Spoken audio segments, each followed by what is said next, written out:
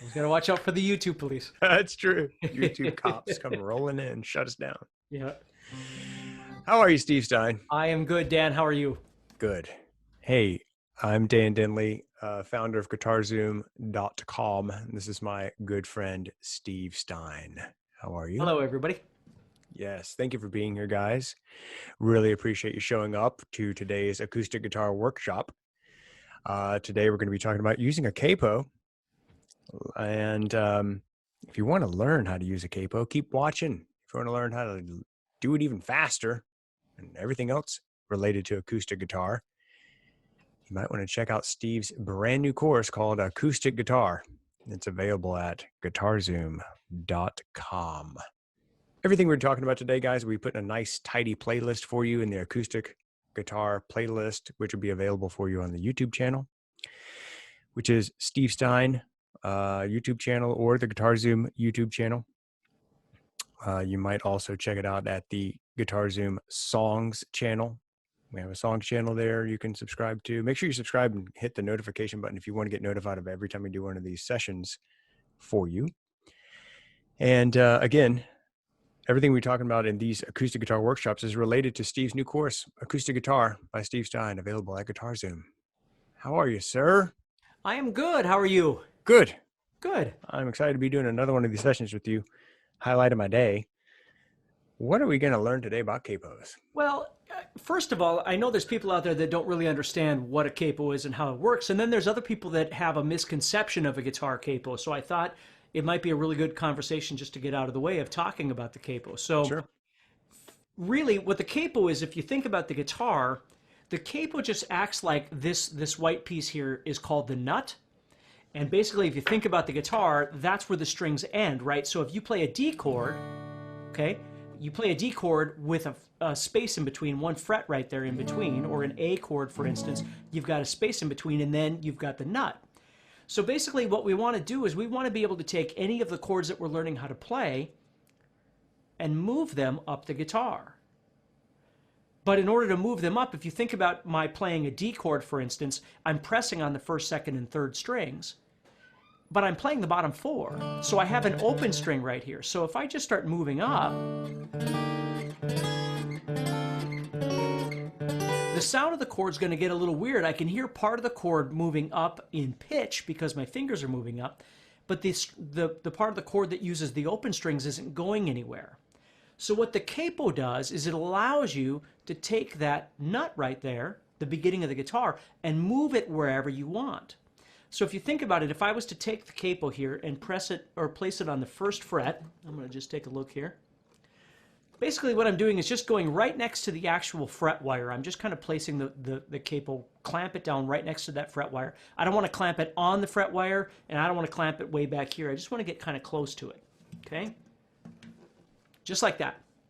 Now what happens is that D chord no longer would be at the second and third frets. I would have to move it up one fret, but now it's actually going to sound like a D chord. It's going to sound like a real chord, or a C chord, or a G chord, or whatever it is I'd like to play.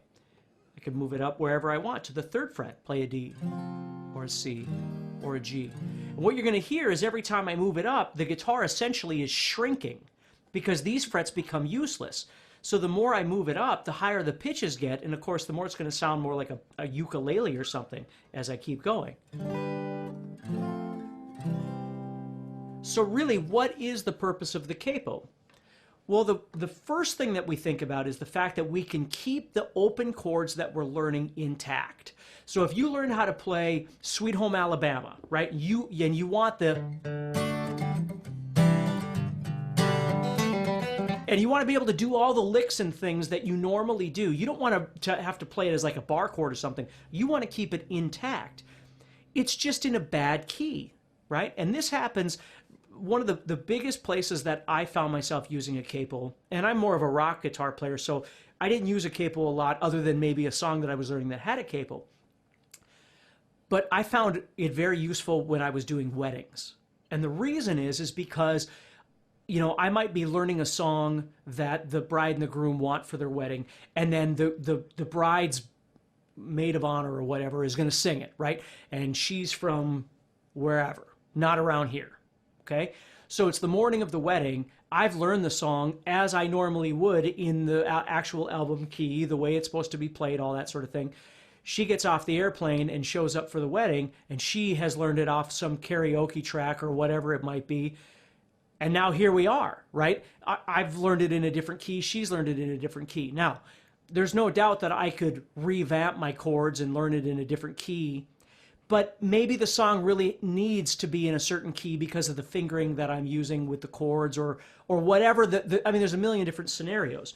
So a really easy thing for me to do is just to listen to her sing it, and then what I do is I start kind of figuring out where.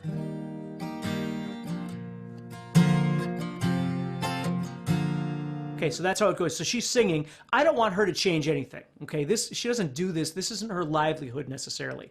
And even if it is, her voice can only sing so high and so low comfortably. I can make the adjustments. So I'm listening to her and I'm still a little low, right? So I move it up a little more. And now that fits. That's where she's singing it right now.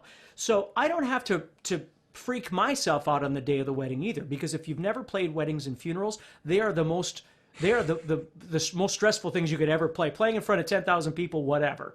Playing at a wedding or a funeral are really stressful because those days are extremely important to a very small group of people. And everything's being recorded, and this is going to be their memory for the rest of their lives. You don't want to make mistakes. So I don't want to have to revamp what I've practiced in my brain. I just want to play it and, make it memorable for them. So now I can play it the way I normally play it. I'm just in a different key now because of the capo, and I found the key that works for her. And notice how that really is two things. I was able to change the key by playing exactly what I was doing before. That's number one. And number two, the reason was to accommodate possibly another musician or the situation I find myself in.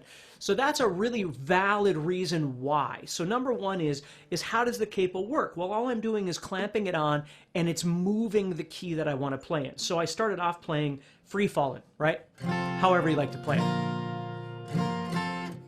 However you like to play that. But Tom Petty uses it at the 3rd fret. Okay? That's what key he plays it in. So if I was going to sing it, either I can sing in the same relative pitch as Tom Petty, or maybe I need to move that up or move it down to find what works best for me if I'm going to sing it. Okay? Which kind of brings me to my second point. There's kind of a misconception with capos that the reason people use capos is because they're not talented enough to learn all their chords. I guarantee you Tom Petty is more than talented enough to learn all of his chords. Okay? Amongst Eric Clapton and a million other guitar players out there that have used capos. That doesn't mean, my third point we'll get to, that we use a capo to make things easier for us. We certainly can. Okay? But the nice thing about the capo is we might have learned a certain way of doing something, and we want to retain that. What I love about open chords is they're punchy, right? Bar chords don't have that. Bar chords have their own kind of sound. Open chords have this rock and roll kind of sound to them, right? This open rawness. And when you change everything into bar chords, when you're trying to move it into a different key, and again, you have to know what bar chords are, but if you change them into bar chords, it loses that rawness. So if I wanted to play Free Fallin', I want to keep that open. I want that bite of those open chords. I just might have to move it down for me to sing it.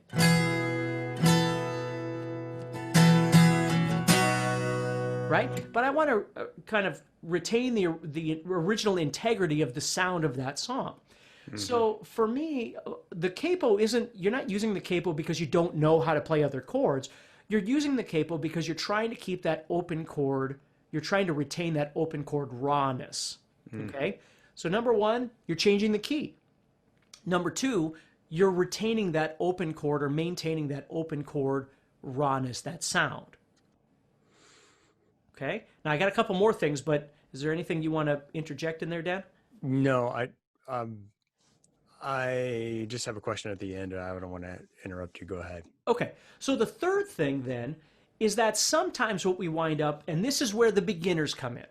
Oftentimes I come across what I try and do as a guitar teacher is inspire students to want to practice. So they might come in with a song that they really want to learn, they're really excited about, okay? But they don't know all their chords. They don't know all their bar chords and all their open chords. They just know a few chords, right? So they come in and the song that they want to learn how to play actually winds up being in the key of F sharp. So it uses F sharp and B and C sharp or something like that.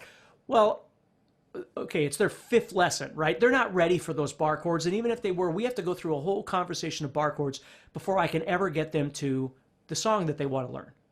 Okay, I want them to enjoy the experience right now. So what I do is I look at those chords and think, okay, so F sharp, B, and C sharp. What could I do with those? Okay. And again, you have to have some experience with using a capo to be able to do this. I'm just explaining to you why a capo can be beneficial. So what I do is I think about that and go, okay, well, I could play F sharp there. And then I could play B there and C sharp there. Okay? Now, it looks like a D. No doubt about it. This looks like a G. Absolutely. This looks like an A for sure. But because I'm in a different key as a result of this capo, this actually is that chord one octave higher. So if I have this student that's just learned how to play D, G, and A, but the song they wanted isn't in the key of D, it's in the key of F sharp, I, as a guitar teacher that knows some of these things, think to myself, okay, I want to teach them that song. I want them to be motivated. So I figure it out here. And now they can go home and they can play the song. So I've changed the key, I've changed the chord structure, right, from the original, however the original person, but the reason I did it was to benefit the student, to make it easier for them to play. Totally makes sense. Yeah. I've never thought of that before. Yeah, so that's really the third reason, and this is what I do a lot is, you know, like every once in a while locally here where I live, I'll teach a guitar class. I do it once or twice a year, and I love to teach classes. Number one, it keeps my chops up for teaching people in person, but number two, I love experiencing people going, wow, that was super cool, right? and virtually you don't always get to see that. So during the class, it's an 8-week class, I always end it with the last few classes, they tell me what they want to learn. They give me a list of songs that they like, and then I turn around and teach them something off their list. But this is what I have to do because they don't know in 8 weeks, they don't know all their chords. They only know a handful of chords. But I want them to be able to leave the class with something that they wanted to learn. So this is where this comes in really handy. It's just I have to be, you know, I have to have the capability of being able to do the math in my head of which chords and with the capo and that sort of thing. So the last reason kind of reflects on the first thing I said is sometimes you want to turn your song into a different instrument like a ukulele or something like that.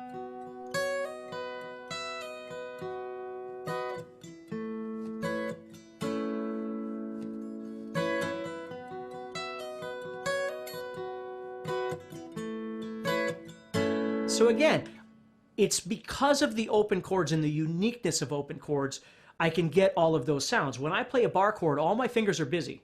I can't be doing all these little noodly things with my fingers. With open chords,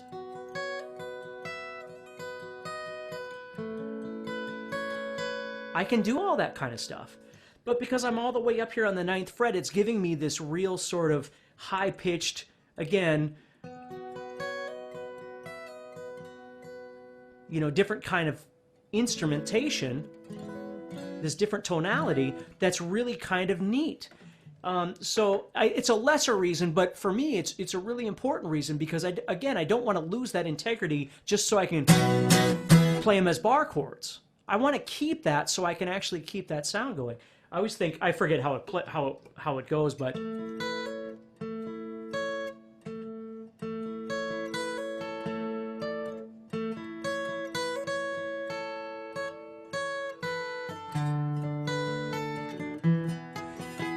right? Like Here Comes the Sun. I can't remember exactly how it goes, but it's not like the Beatles weren't capable of playing bar chords or they didn't know their chords.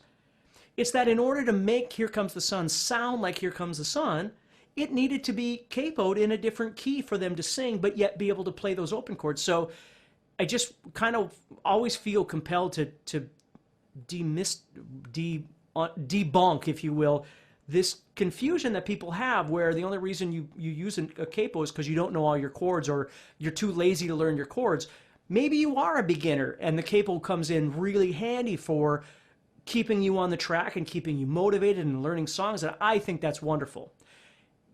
But I don't think that's the only reason. I think you use it because you still want to maintain those open chord sounds. You just do it in a different key for whatever reason.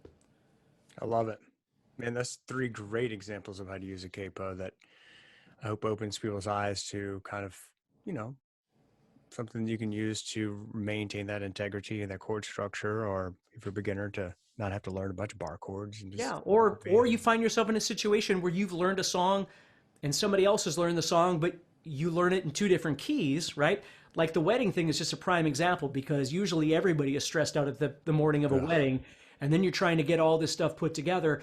And it's not that I don't have the capability of playing it in a different key. Of course I can, and of course I probably have. But the nice thing about the capo is it doesn't, in my brain, I don't have to reconfigure everything and then worry about possibly making a mistake because I practiced it that way and now I'm playing it this way, right? I don't want those mistakes to happen. So with the capo, it's very easy just to maintain everything. Doesn't always work out, but if it can, it's a really easy way of keeping it. So I don't make a mistake on somebody else's important day. sure. Even if you're just playing around with, there's a lot of reasons to be able to modulate, to basically change keys, just what you're doing with a capo. One of them is, as an accompanist, you're actually playing the guitar for somebody else who's singing, and you're playing a supporting role. And one of your supporting roles is to follow the lead of the singer. And if the lead of the singer, maybe the singer, like you said, Steve, is not a trained musician. Maybe they sing in the bath tub, and they got asked to sing at the wedding. Well, your job is to make them as comfortable as they can possibly be, because they're already going to be nervous singing at their friend's wedding. Right. We're kind of stuck on this wedding idea, but it could be your kid. Your kid might be 10 years old and his voice hasn't changed yet. And so he wants to sing a song, and you need to put it in a different key that actually matches his voice that's appropriate for his age. Right. Well, and the It thing to could, remember too with that is that even if you are a professional singer, the voice is the one instrument that can only go so high and so low in a comfortable range. The that's right. guitar can be in any key, I mean, it takes practice and you got to study it, but you can play in any key. But a Yeah. singer can only sing so high and so low. As talented as they are, not everybody can be, 6-octave range like Roy Orbison or something like that, whatever it Hmm. was that he was. Not everybody can do that. And even if you can, it's not like all those octaves that he would sing were all equally as comfortable. It's just he had the Right. capability.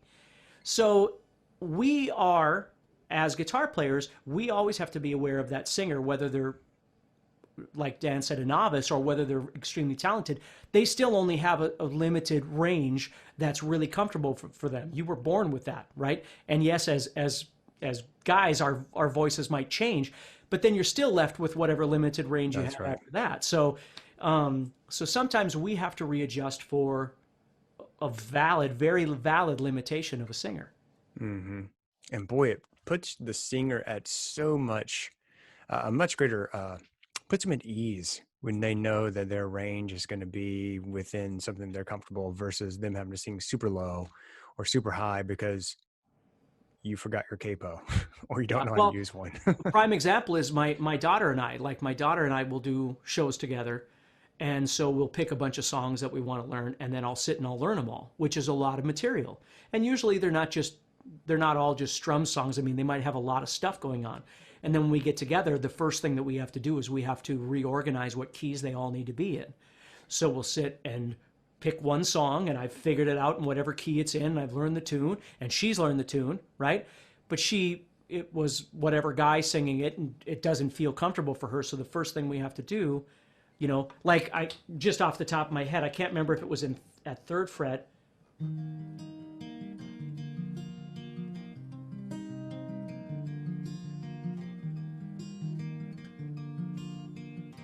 We would do Landslide by Fleetwood Mac, but she does it here.